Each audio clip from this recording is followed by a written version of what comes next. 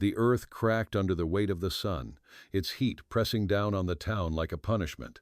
Dust clung to every surface, painting the windows dull and coating the hitching posts in a film of grit. He stood in the square, his hat pulled low, his boots heavy with the kind of wear that came from years of stubborn miles. His hand was steady, though his stomach twisted in a knot that had been forming since dawn. The sound of coins clinking in a pouch felt like a betrayal of everything he wanted to be. $8. That was all he had to offer when they asked for more. The men around him sneered quiet, dry laughter, the sort of sound that stripped a man down to nothing. She did not look at him when the bargain was struck. Her gaze was fixed somewhere far beyond, at the edge of the hills, as though freedom itself might be waiting just past the ridge. Her hands were small, but they clutched the worn fabric of her dress, as if it were the last shield she possessed. No words left her mouth, no cries, only silence, as if her voice had been taken long before this day. The air tasted of iron and regret. He remembered the stories of his father, how the old man had given his youth to soil that gave nothing back, how he had died with cracked hands and little more than a name. That memory burned in him, a warning and a promise.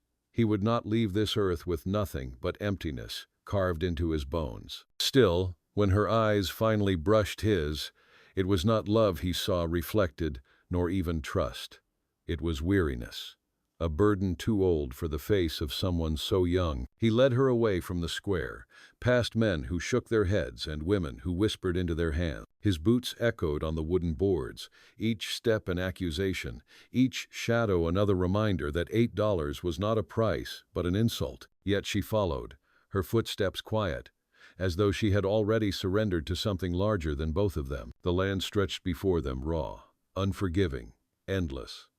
His ranch was little more than timber thrown together, its fences bent and its roof patched with tar. The fields lay fallow, not from neglect but from defeat.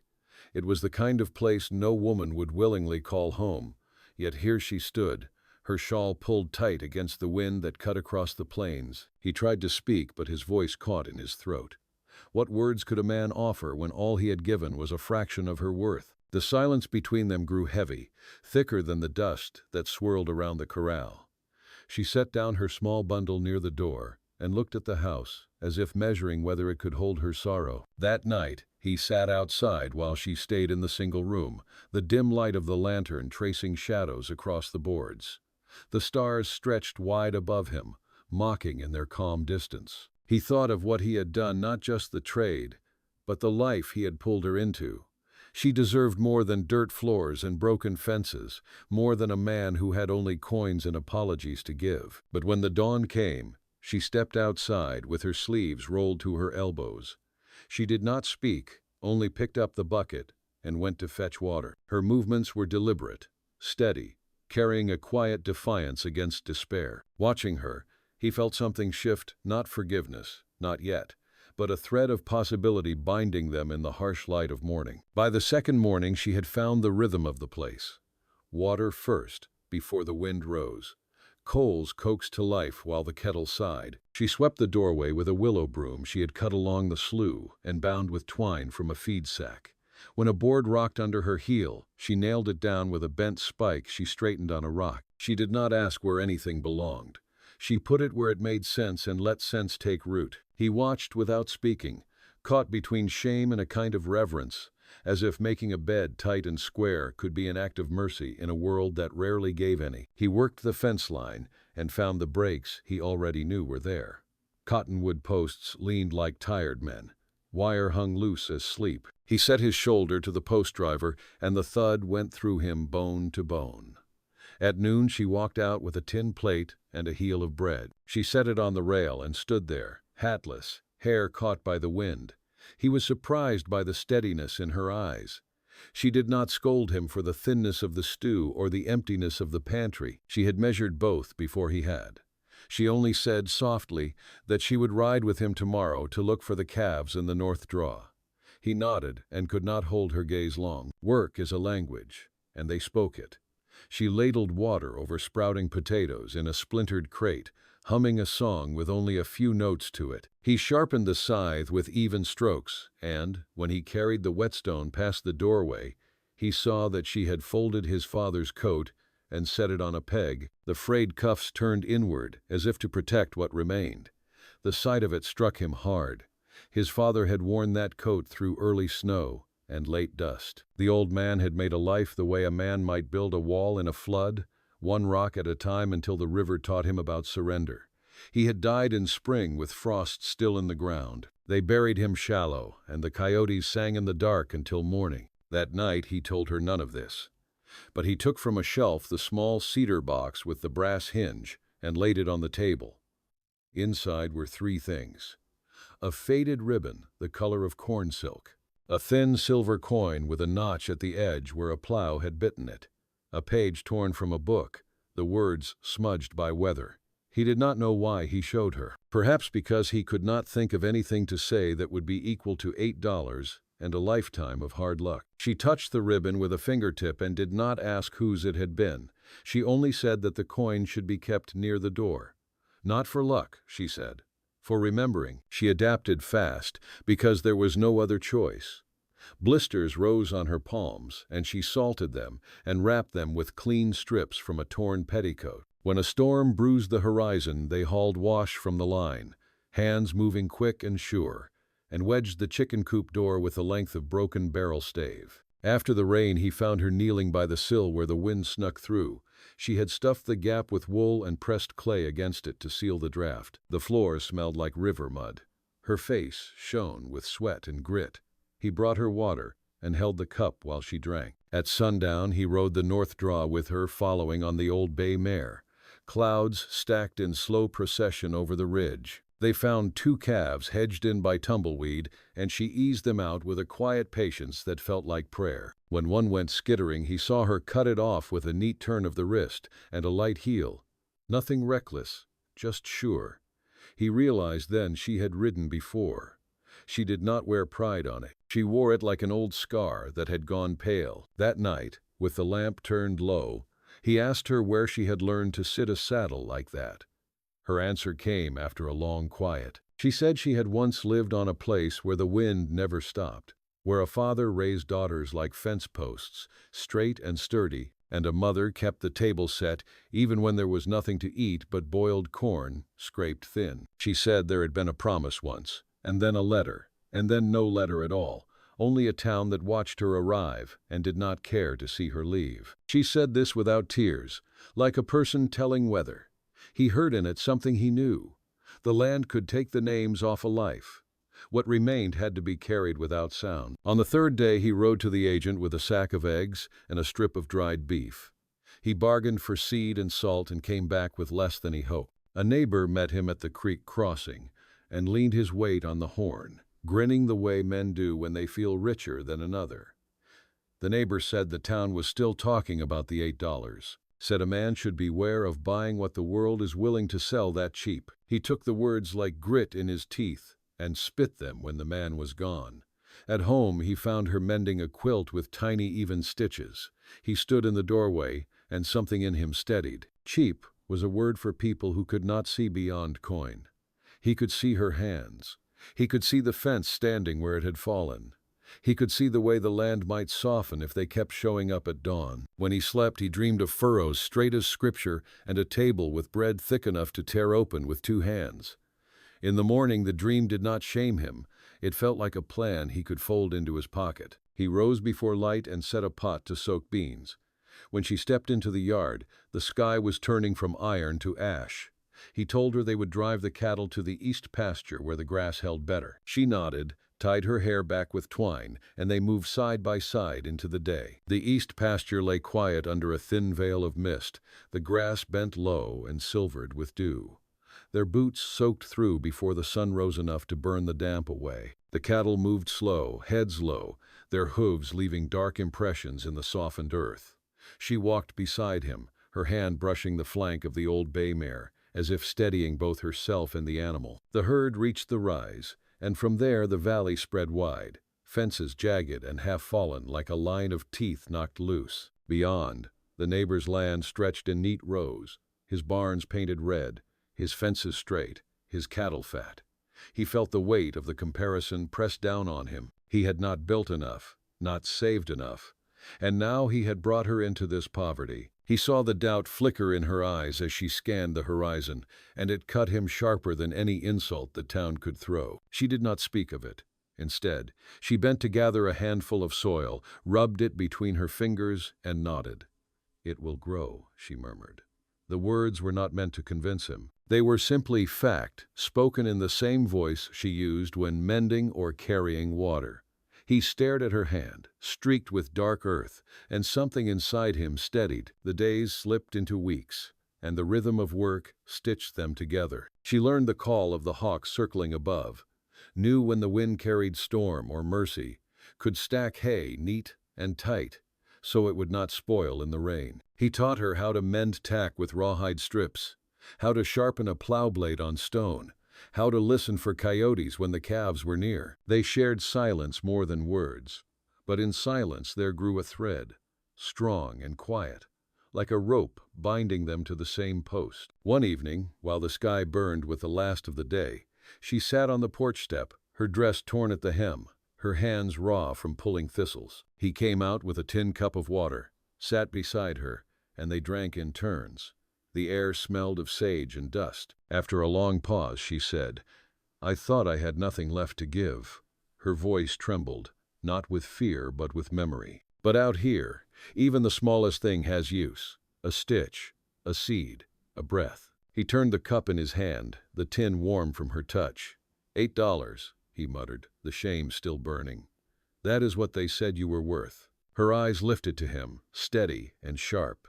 "They were wrong," she said simply, "and so were you, if you believe it." The words struck deeper than any wound he had known. He wanted to speak, to tell her of his father's failures, of the burden of a name tied to drought and dust, of nights spent wondering if he should sell the land and vanish. But instead, he reached for her hand, roughened by labor, and held it without asking.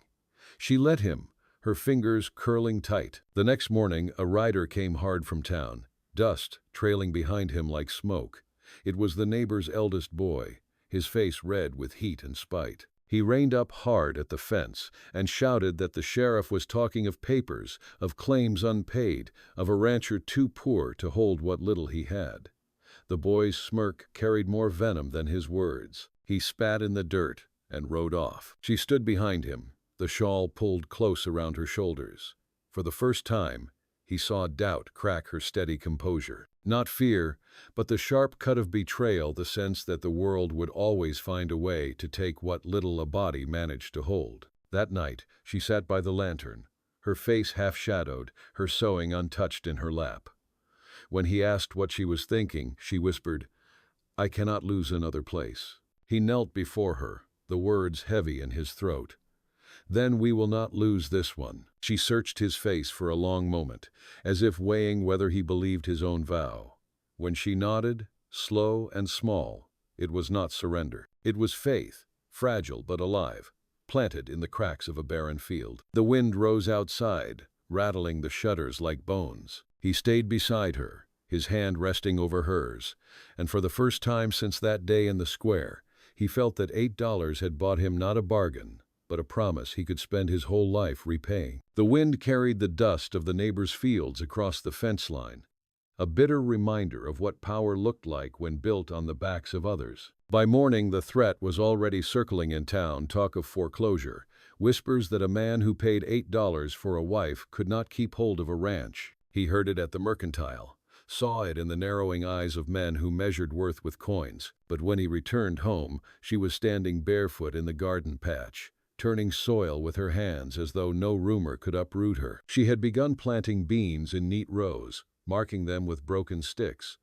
Her dress clung to her legs with dust and sweat, yet her face carried a quiet determination. "If they come for the land," she said without looking up, "they will find it already claimed by life."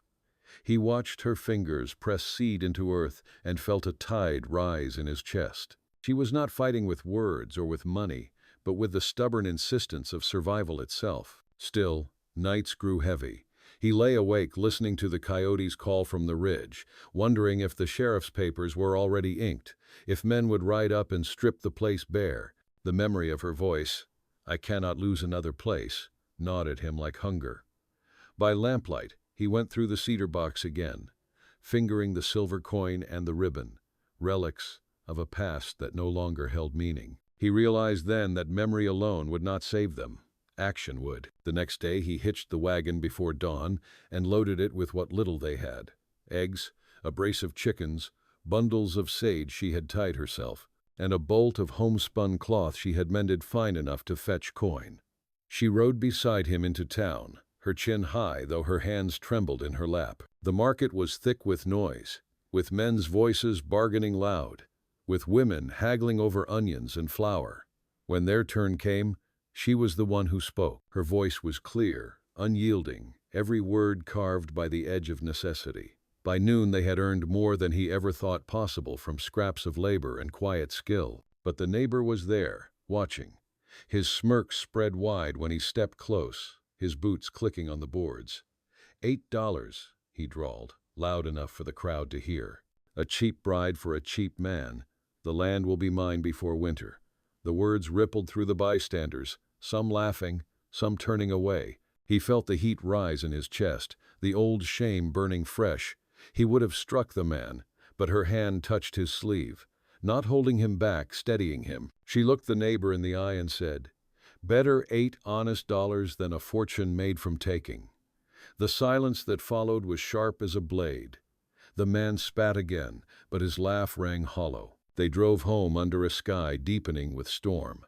Rain struck before nightfall, pounding the roof, seeping through cracks they had not yet mended. He thought of giving in, of letting the water wash away what little they had built. But then he saw her dragging buckets beneath the leaks, her hair plastered to her face, her body shaking with effort yet unyielding. He joined her, and together they fought the storm through the long night, shifting pots, shoring walls, whispering no words but breathing the same ragged air. By dawn the storm had passed, and light broke across the drenched earth. The beans she had planted stood upright, fragile but alive, their green tips piercing the soaked soil. She knelt in the mud, laughter spilling from her lips for the first time since she arrived. He stood above her, rain still dripping from the brim of his hat, and felt the weight of something larger than land or debt settle in his chest. She was giving him more than survival. She was giving him a family yet to come, a future that could not be bought or measured. He crouched beside her, his hand resting against hers in the wet earth. "We will hold this place," he whispered. She leaned against him, her breath warm in the cold morning, and together they looked out at the field as if it were the first page of a story neither of them had dared to believe in. Summer came hard and dry, the kind that cracked the ground and turned the cattle thin. Every step was a battle with thirst, every dawn a wager against the sky. He worked from first light, sweat burning into his shirt, hands raw from rope and wood. She matched him in silence, carrying water in tin pails, tending the patch of beans as though each leaf was a child. The town's talk did not ease. Men muttered about foreclosure, about a ranch slipping into another man's pocket. Some said she would not last, that a woman bought for $8 would take the first chance to leave. He heard the words on his rare trips into town, saw the sneers that followed him down the street. But when he returned, he found her barefoot on the porch, with a child from the neighbors spread asleep in her lap. The boy had wandered too far and she had brought him in, fed him a biscuit, sang a song that was hardly more than a hum. In that moment he understood what the town did not. She was not the kind to leave. She was the kind who stayed, who built, who held fast, even when the earth itself seemed to give way. But the neighbor did not relent. One evening he rode up, his horse lathered, his face set hard. He dismounted slow, letting his spurs jingle sharp against the silence. "Sheriff's coming," he said, voice low but certain. "Papers signed. You'll be off this land by harvest." His eyes slid toward her, lingering too long, carrying a threat he did not bother to hide. Rage lit hot in the rancher's chest, but before he could speak she stepped forward. Her voice was calm, almost gentle, yet each word carried weight. "This land feeds us. These fences stand by our hands. You can bring the sheriff, but you cannot take what we will not surrender."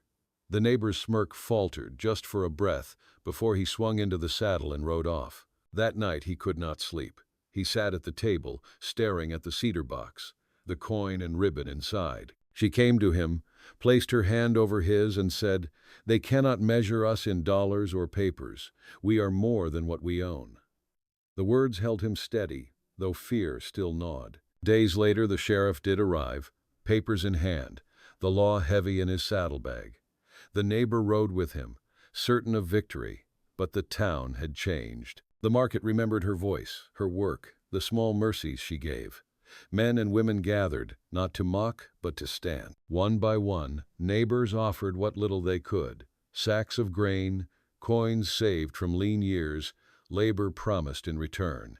It was not wealth, but it was enough. Enough to show the sheriff that the ranch was not alone. Enough to hold the land against foreclosure. The neighbor left in silence, his face dark as thunder. The sheriff tipped his hat and rode on, leaving dust behind. She stood by the porch, her hand trembling in his, her eyes wet not from fear but from the weight of survival. He looked at her then, not as a bargain, not as a burden, but as the center of a life he had never dared hope for. Seasons shifted. The beans grew tall, the cattle fattened, the fences stood. In time, children's laughter filled the yard, 5 voices tumbling together, their faces marked with her steadiness and his stubborn will. The world had measured her at $8, but she had given him more than gold, more than land. She had given him a family, a reason, a future carved out of dust and defiance. One evening, as the sun sank behind the ridge and the fields glowed with the hush of harvest, he stood with her hand in his. The air was cool, the sound of the children carrying across the yard. He pressed the silver coin into her palm, the one with the notch worn thin. "Not for remembering," he said softly, "but for keeping." She closed her fingers around it, and they stood together in the fading light, their lives bound not by what had been bought, but by what had been built.